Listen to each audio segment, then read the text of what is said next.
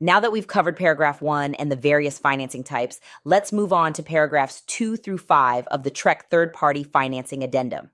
These sections deal with loan approval, termination rights, legal protections for FHA/VA buyers, and authorization for communication between all parties involved. Let's break it down. Paragraph 2, approval of financing. This paragraph defines what it means for financing to be approved. It's not just getting pre-approved, it's a two-part requirement. Buyer approval. The lender confirms the buyer meets all credit, income, and asset guidelines. Property approval. The lender confirms the property meets appraisal, insurability, and condition standards. It also says time is of the essence. That means the deadlines in this paragraph must be followed exactly. Missing them can result in a buyer losing their right to terminate if financing is denied. Before you move on, make sure to write the property address again at the top of page 2 of the form. Even though you've already written it on page 1, this second entry is required to properly tie all pages of the addendum to the contract, especially if the pages get separated when shared with title, lender, or the other agent. It's a small step, but it helps prevent confusion and delays down the line. Paragraph 2A, buyer approval. This paragraph is all about whether the buyer is making the contract contingent on their final loan approval. There are 2 checkboxes, but you must select only one. Let's look at what each means. Option 1, this contract is subject to buyer obtaining buyer approval. This is the more common option when the buyer isn't 100% approved yet. If you select this box, the buyer has a specific number of days, you must fill that in, to obtain final loan approval. If the buyer can't get approved within that time frame, they have the right to terminate the contract by giving the seller written notice of termination and providing a letter from the lender explaining why financing was denied. If both steps are done properly and within the deadline, the contract terminates and the buyer's earnest money is refunded. But here's where agents sometimes get caught. If the buyer doesn't terminate by the deadline, or if they don't include the lender's written explanation, the contract continues as is, and the buyer loses their ability to cancel due to financing. So it's critical to track the timeline, communicate with the lender, and submit the termination correctly if needed. Keep in mind, if your buyer's approval isn't guaranteed, do not skip this protection.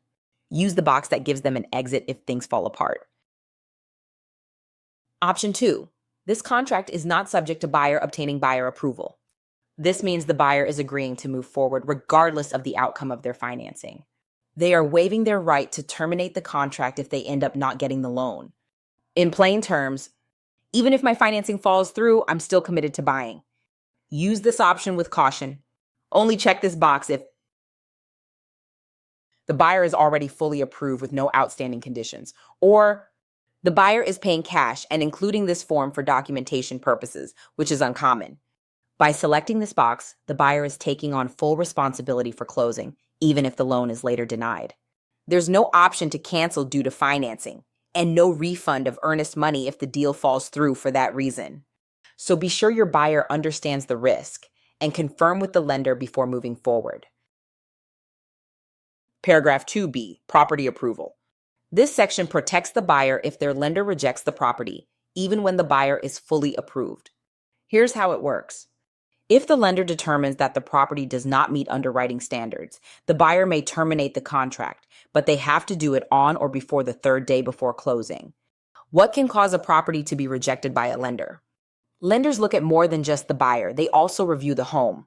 The most common reasons a property fails underwriting include a low appraisal. The home can't be insured. For example, it's in a high-risk area or has prior claims. It needs repairs required by the lender. There are title issues or zoning red flags. If any of these problems prevent the loan from being approved, the buyer has the right to back out, but they must act before that 3-day deadline. How to terminate under this paragraph. The buyer must deliver 2 things to the seller: a written notice of termination and a lender's letter explaining why the property failed to meet underwriting standards.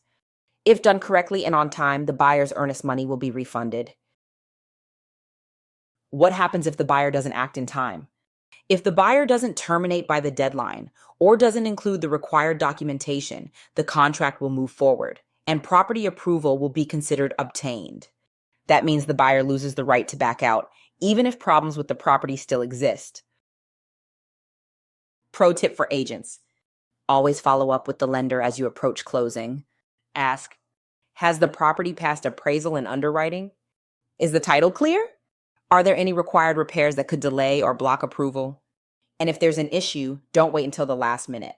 Get that termination in writing with the lender's explanation included. Paragraph 3, security. This paragraph is short, but it's legally important. It says, if required by buyer's lender, each note for the financing described above must be secured by vendors and deed of trust liens. What does it mean? When a buyer takes out a mortgage, the lender typically requires a security interest in the property. That means the loan must be backed by something, specifically the property itself.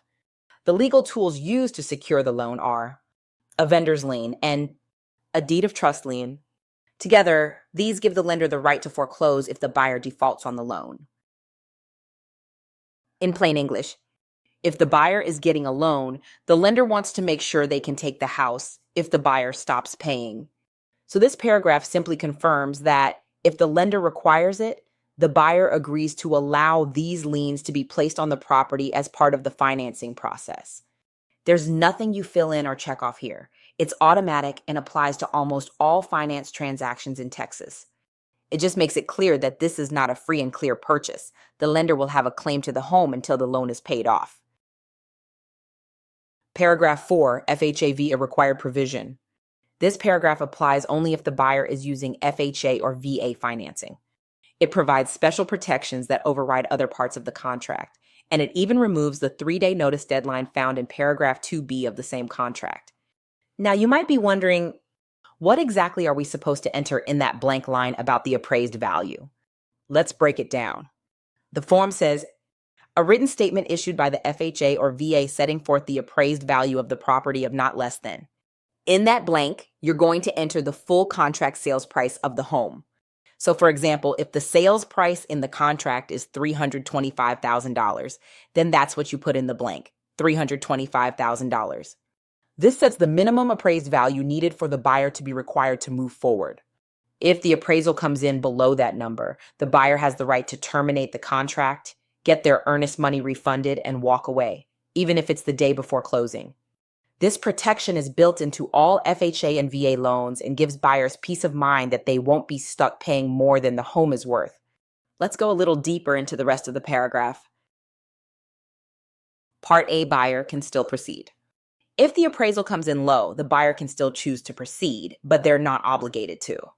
This gives the buyer flexibility if they're willing to cover the difference or negotiate a price change with the seller. Part B, FHA disclaimer. This part reminds us that an FHA appraisal is not a guarantee of condition or value. Just because it appraised doesn't mean it's perfect. The buyer still needs to do their own due diligence, like inspections, to make sure the home meets their standards. Part C, VA appraisal and cash requirement. This part is specific to VA buyers. If the VA appraisal comes in lower than the contract price and the buyer wants to proceed, they must pay the difference in cash, and that cash can't come from borrowed funds unless the VA approves it. For example, if the sales price is $300,000 and the VA appraisal says the value is $290,000, the buyer must bring $10,000 in cash to closing. Otherwise, the contract must be adjusted or terminated. That's why it's so important to fill in the blank with the correct contract price and to educate your buyer on what happens if the appraisal comes in low. Paragraph 5, authorization to release information. This section is all about keeping everyone in the loop. It gives permission for lenders, title companies, and escrow agents to share key updates with both parties and their agents. Section A, loan status updates. The buyer authorizes their lender to share information about the loan approval status with the seller, buyer, or their representatives. In simple terms, yes, you can talk to my agent or the listing agent about where my loan stands. This helps avoid delays and surprises by keeping everyone updated during the transaction. Section B, closing disclosures. Both buyer and seller authorize the lender, title company, and escrow officer to furnish copies of the closing disclosure and settlement statement to the agents listed under broker information. This is especially helpful at closing when brokers need to verify their commission and make sure all contract terms were honored. So in short, paragraph 5 is all about transparency and making sure communication flows smoothly from start to finish. Signature section finalizing the addendum. Once all financing details have been selected and filled out, the form must be signed by all parties. That includes each buyer and each seller.